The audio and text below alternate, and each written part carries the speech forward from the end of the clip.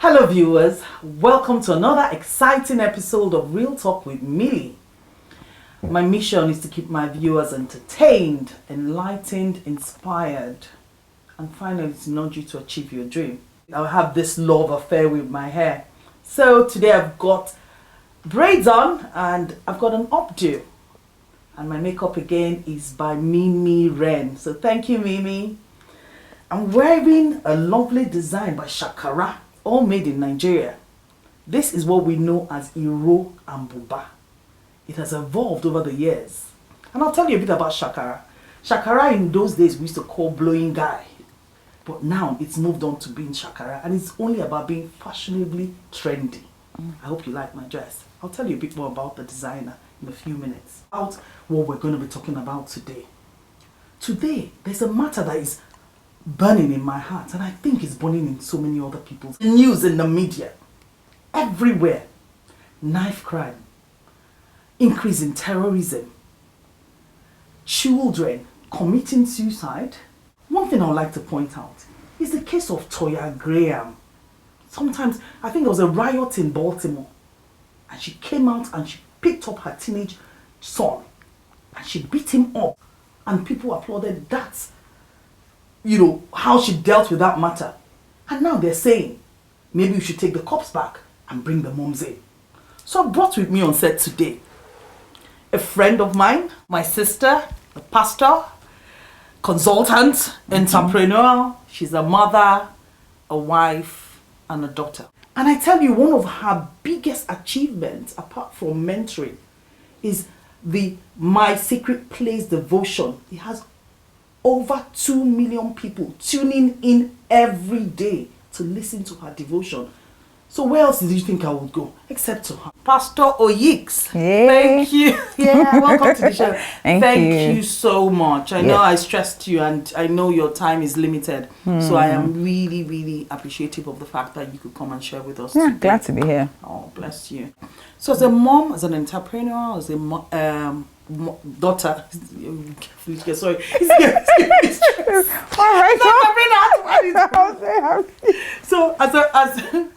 So go on. As a mother, as a daughter, as an entrepreneur, you know, I'm just wondering, which is the least demanding of your time and resources? So I wear different hats, like you said. I'm clergy, I'm an entrepreneur, I'm a consultant, I'm a mom, and a daughter, and a few other things.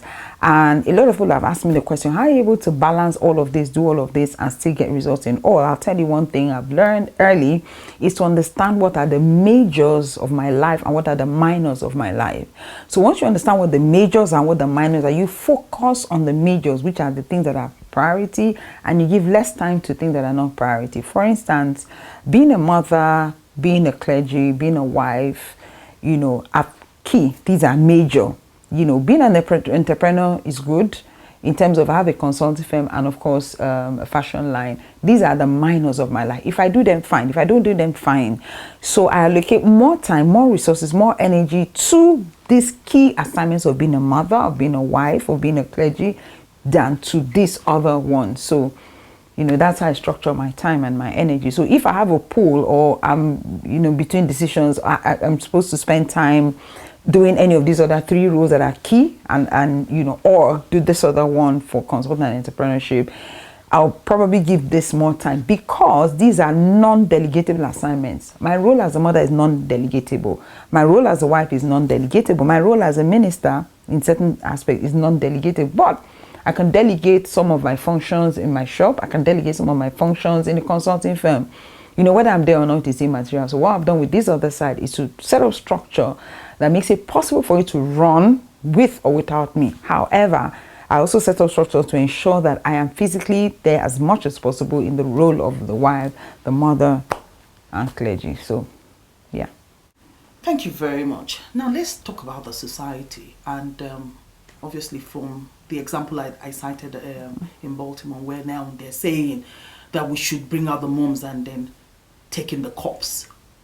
Do you think moms are actually equipped to be able to come out and arrest this situation?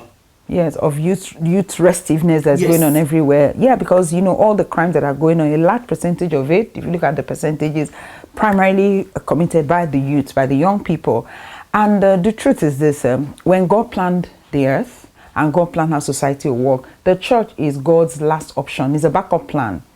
God's initial plan was that the family should be like the molding unit, the formative unit, what molds every human being in the society. So every criminal came from a home. Every good person came from a home. Everyone is born in a home. So once the home structure is is faulty, it will affect the society. So basically, when you come into this earth, even if you do not have a father, you must have a mother. Correct. Or someone play that mother role. You must have, that figure. And so if anything goes wrong there, it will affect society, like I said. So that means we have to have strong mothers or strong mother figures to be able to deal with this situation. And God, in his wisdom, has equipped women and men, parents, with what it takes to actually mold a human being into a reasonable a person in society. So what happens, I think, that the church is more like they're doing damage control now. The things that the family has failed to do, people now go to church, and people come to church, they are battered, they are damaged, they are badly behaved and all of that. And then the pastor is expected to correct the things that the mom should have corrected. The truth is that it's overwhelming and it's a little bit difficult to do, because remember, when you're growing up, if you talk to psychologists, they will tell you between 0 to 5, that's when you do all the correction that you need to do in a child. That's when you put in all the values, the right values in the child. Once the child gets to 5, he's almost already set in his ways. Everything you're doing after 5 is you have to put in double the effort, double the time, double the energy and all of that. And so that's why you stay with your mom as much as possible within the 0 to 5 year range. If the right values are put, if the right control system is put on the inside, the child will not fail on the outside. Or at least even if it's going to fail, there is a limit to what he's going to do out there. Thank you. And I think one important thing that you're bringing out is, if you put the right thing into the child, what if that mother doesn't even have the right thing to put into the child, which sometimes might be the problem? Yes, exactly. I agree. Which is the same thing we're saying. It's a circle. So A badly brought up, that's her problem, the problem with the grandmother. The grandmother puts in the right values and tries to maintain the right value, because you don't stop being a mother, no matter how old your children get. You must have that, be in a position of influence over your children, no matter how old they get. Yes, you may not be able to say, hey, sit down there, but you have that influence over them all their lives. So if the grandmother puts the right values in the daughter puts the right values in the grandchildren, it just kind of continues.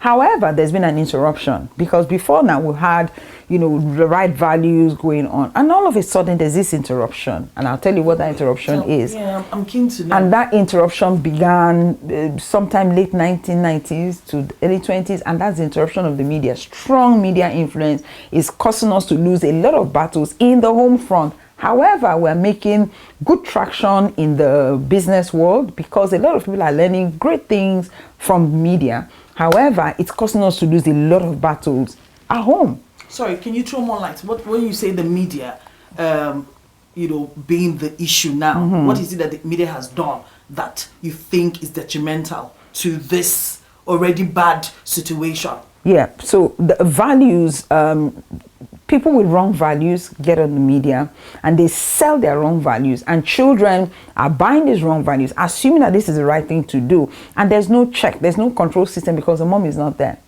So there's no control system on the child. The child watches whatever, his eye gate, ear gate, mind gate are all open to absorb this information. And then the media is actually parenting the children. So a lot of mothers are delegating their responsibility to media and even to church. The church, like I said, is a backup system.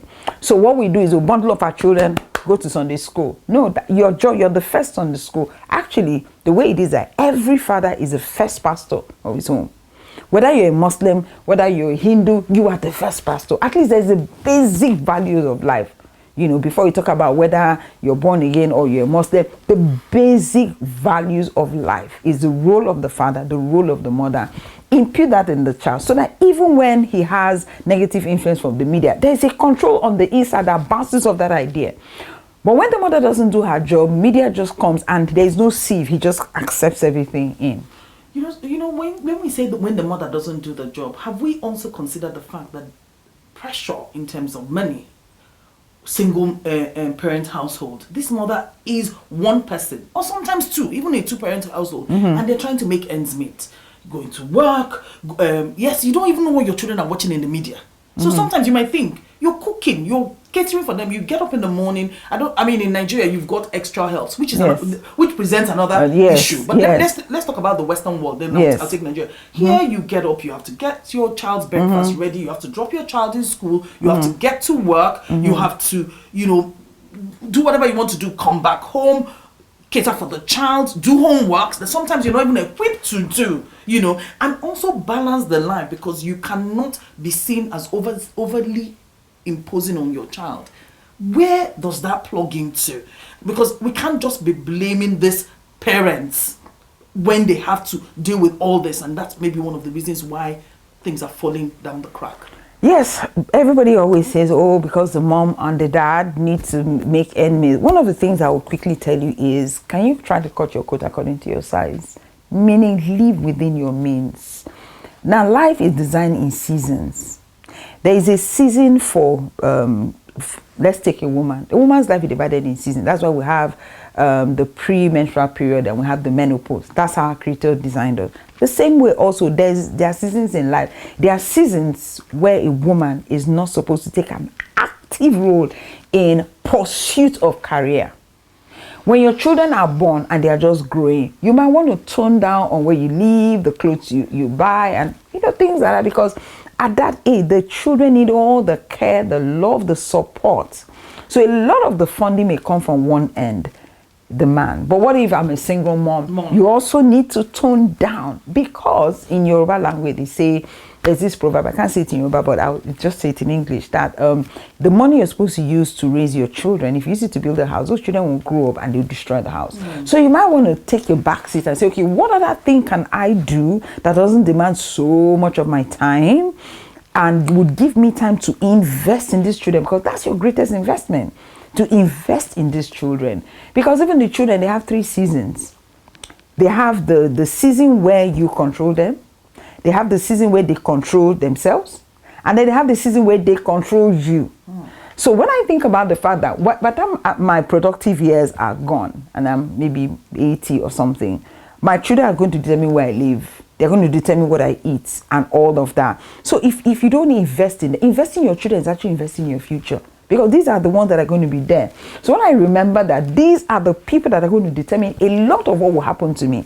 A lot of women have broken hearts today at 40, 50, 60. Why? Because they have children who do not care, who talk to them rudely, who do all of that.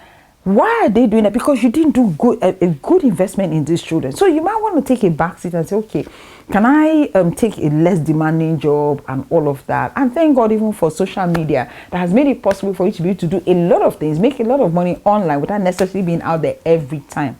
Then as the children grow, you might want to begin to expand on different job options you can take. So right now there are online schools. So you can take a master's online while your children are growing up. You can learn skills online while your children are growing up. Thank you for that. I think we've taken the Western perspective where the parent is very involved in the children's life. Now let's take it back to Africa, because this is also very key to us, and it's key to what this program propagates. In Africa, if you're well-to-do, because there are two categories of people. Some people do not have at all, but yet their children have to go to state schools. They don't have the right teachers and so forth. And then you've got the wealthy class, where they've got drivers, they've got cooks, they've got everybody that helps support that child, and each person is contributing into that child's learning. And this is all the formative age. So it's just not the parents. So the parents gets up on time, travels.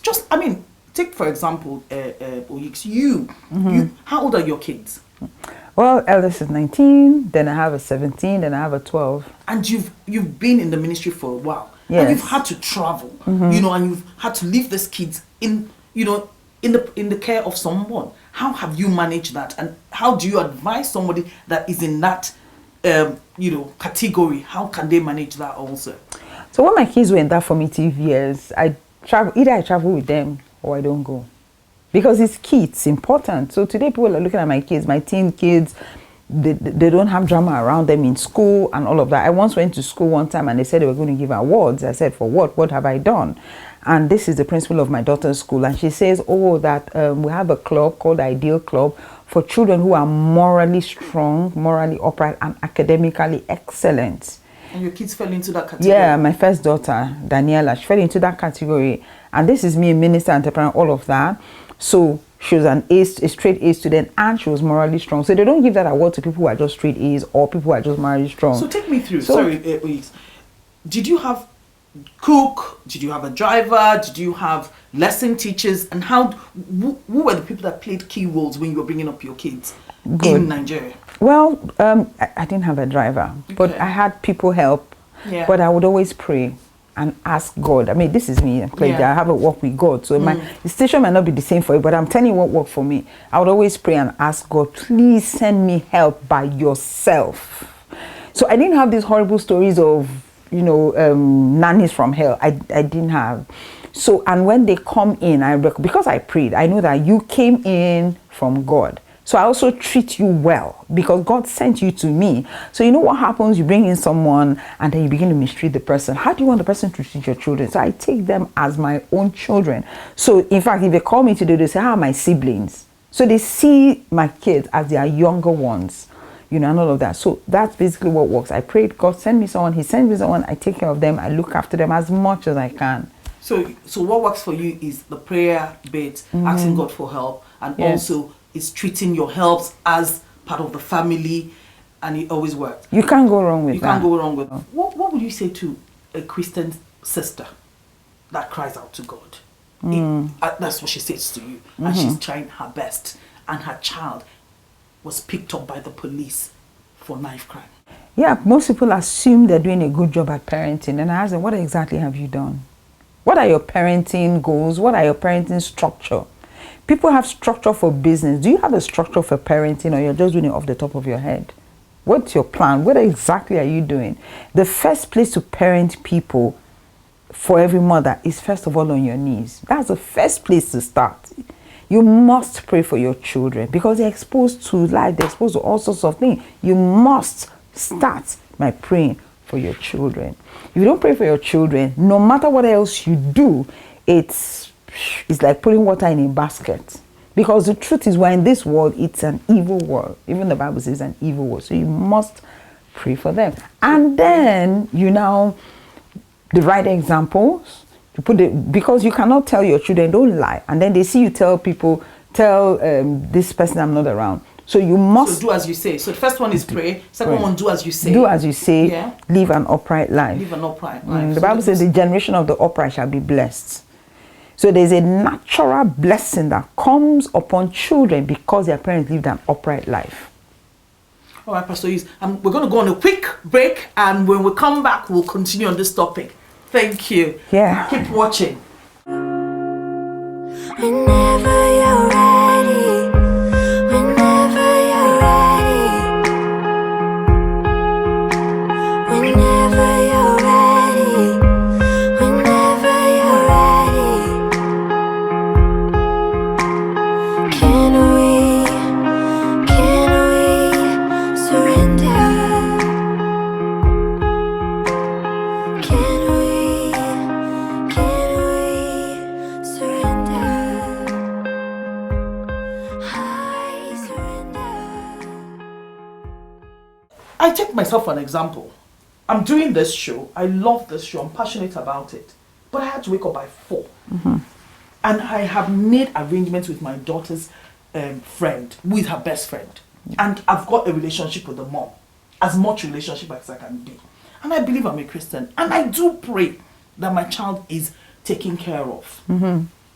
But there is no guarantee except if I put a mic or a camera on my child to know what happens to her. She comes back and exhibits certain behavior. What again do? I take it back to prayer. But how do I guarantee her safety and her welfare while she's with her friend? So we break principles, because this thing we're doing with God is a two-sided thing.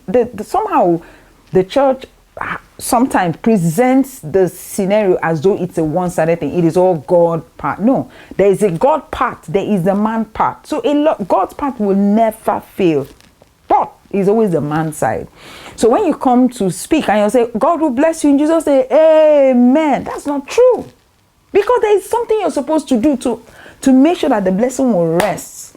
So if I am going to pray to God, I have to make sure I am not living in unforgiveness. I am not living in malice. So that when I pray, God can hear my prayer. Those are not the only two problems. Now, there are scenarios where issues still happen. Example, Joseph, his father must have prayed, but his brothers took him into, he had issues. His brothers took him there. You find the situation with Moses. You see it all over, and that's in the Bible. And then even today you see it. But if that child has been committed to God, that scenario that people plan for evil will be the same scenario that lifts the person up. I don't know the story of Toya Graham, yeah? But from the story she presented, because they've interviewed her a lot, she did tell her son not to go to the place of the riot, yeah? But she went again to check. That is a mother that is, knows that's on top of her game. And knows the kind of child she's birthed. Yes. Yeah? But this child went, yeah? And she saw him. She knew he was covered up, but she knew her son, because you will know your child, yeah? She picks him up. She hits him. And I found it remarkable that he did not hit back. So obviously he's got well trained. And he's got respect. But you see, when you say he's well trained, he still went to that riot. There will be that element of peer pressure.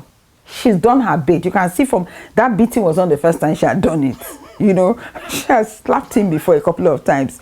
So she had done her bit. However, there's still that element of, because everybody's going to be perfect overnight, there's still that element of peer pressure here. For him, he went to riot. So for some other children, they would tell a lie, they would do this or whatever it is. But you see that there's a strong, overwhelming influence. The mother has a lot of influence over him. If not, in front of his friend, he would have slapped her back. Yes, or even challenged her and said, leave me alone. But you see, she has a lot of influence over her son, and that's exactly the point. No matter what you do, that's why I said to you, that when you, the few minutes you spend with your child, they're very powerful times. They're very important times. You have to make sure that you have a strong influence over your children, positive influence, that when they remember you, they behave themselves. But when you don't even have influence over your children because your behavior is bad in the first place, you don't care about them, they think you're disturbing. When they come to speak to you, you're like, what? You're sending signals that my mom doesn't really have time for me. She doesn't care what I do. And once they begin to pick those feelers, they have to get a mother figure somewhere else. And sometimes we make things sound so nice and easy. Sometimes you're really tired. What is let me be? I'm a human being also. Yep. So are you putting too much pressure? Because right now it seems as if we're saying mothers have failed. We're saying that no, but that's what we're saying. The family system have failed. We've failed these children. Yeah. That's what it seems that is happening. But somehow I feel that it doesn't sound like, shouldn't the kids take some responsibility? Because your mother has really given you the right principles. You go out there and you pick up this thing, then you say again, the child is young. They don't know good or bad.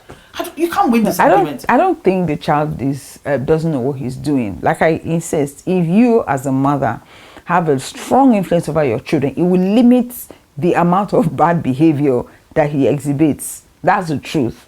Thinking about being overwhelmed as a mother, sometimes you're really tired. I always try to tell myself the gains of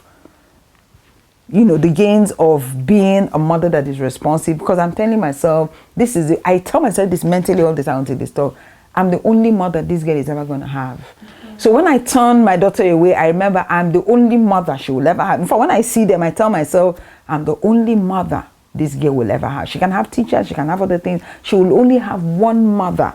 Now, being a pastor, people will have 10,000 pastors. They will have 20,000 consultants. But there are a group of people who have only one mother. So if I do not give that role all the attention, what exactly am I doing? What will my tomorrow look like? So there are just some things you're going to tell yourself. Okay, let me put it this way. You have an exam tomorrow and you are really tired. Are you going to sleep? The answer is no, because you have seen that exam as important. Now, until you begin to see motherhood as the most important job, you're going to get tired every time. You're going to get worn out, you're going to get overwhelmed. Just before we came on set, I was on my phone, and my daughter was asking me a question now that I'm feeling okay. But I realized again, I'm the only mother. She's asking me, okay, I have a photo shoot for school. What hairstyle? So rather than getting overwhelmed, I'm like, okay, I'm glad I'm miles away, but she's asking me what hairstyle. So she sent me different pictures. Which one should I do? If I don't answer her, she's going to... Still parenting from far. Say parenting from far. Having analyzed all this and had all this conversation, how do we go from here? Bearing in mind where we started from. And bringing a solution, Sure. I guess, and tying it in. 2 sentences. Number 1, there's something called the theory of term resemblance, which means that when 2 terms are used interchangeably, one loses its power. I'll explain so it brings a better understanding. Now, that you are married does not mean you're being a wife. That the same way too, you're making money does not mean you're making profit. The same way too, that you're a mother does not mean you're a parent. So you have to be sure that you're actually parenting your children, because a lot of time you could just be present in their lives. You're not mothering, neither are you parenting. It happened to me. There was a year in my life where all I was doing was I was present in my children's life, but I wasn't mothering, I wasn't parenting.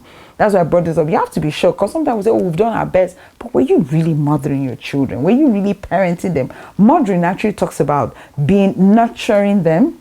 Parenting talks about bringing discipline, correction, monitoring, control. That's what that is. So I think there's more of, well, there are 3 rules. There's just being present. There's a mothering rule. There's a parenting rule. If you mother without being a parent, you're going to have issues. Having said that, after you've done the mothering, you've done the parenting, the second thing I'll say is that the child still has a choice. So you've done all of that, you've done all the prayers, you've done all the mothering, you've done all of that. At the end of the day, it boils down to a choice that the child eventually makes. So you put in all the values you want, but at the end of the day, the child does have a choice to make, whether to go to the left or to go to the right. Like we said a while back that when you're playing football, the coach will teach the players how to play, do all of that. But when it's at 90 minutes, there is nothing the coach can do anymore. He can only stand. Substitutes. Yes, he can only stand by the side, and now you can't substitute your children. And then the players that are on field, Yeah, he can only stand by the sideline, and what you do, just guide them, but you can't really step on. What that is also prayer. You stay at home and you begin to, mentor them by prayer, because there's nothing else you can actually do. So that will bring a balance. Child, you have a choice. If you choose to the left, the stories are everywhere. Nobody has ever walked this path of destruction and all of that and ended well. And then mother, you've done your best, but you can still do more. At the end of the day, realize that it's still the responsibility lies on the child, because even God will not blame the child for what the mother did and vice versa. So everybody's going to take responsibility for whatever it is that they have done. The mother's only to show you the right path and trust and pray that you take the right path. And on that note, I'm going to say a very big thank you to Pastor Yeeks. And I told you she's an entrepreneur. And she is the owner of Shakara. She is the brand designer. So Pastor Yeeks, if we wanted to get one of this, and she's also a designer of what she's wearing. So tell us, if we wanted to get one of these outfits, where should we go? Yeah, it's very simple. You just go to on Instagram, Shakara City, and then our website is shakara.live. At www.shakara.live, Instagram at Shakara City, and you see some of our lovely designs on the side, and you can just send us a message and we deliver all over the world. What she's wearing is Shakara, what I'm wearing is Shakara. Fantastic. And hope your prices are affordable. Very. Fantastic. So viewers, what are you waiting for? You want to do Shakara? Then log on to Instagram, Shakara City. This has been a really powerful session, and this is not about blame game. It's about the fact that we're discussing this burning issue, where he starts giving us life examples of herself and how she's plugged it in and what she believes works and what she's practiced. And finally, there's a choice. Mothers can, if you can only give what you have. If you don't have it, you can give it on to your children. And when you have given everything you have to your children, it's left to them to either toe the good line or the bad. But one thing we all wish as a mother is that your child chose the good life. But one thing, keep teaching that child at the right time. That seed that you have sown will take roots, and hopefully for the positive. What can we do, mothers? Keep doing what you do. Thank you. Keep watching, keep sharing, subscribe to my channel, and let's keep having this conversation. It's very important, and I can only wish you well.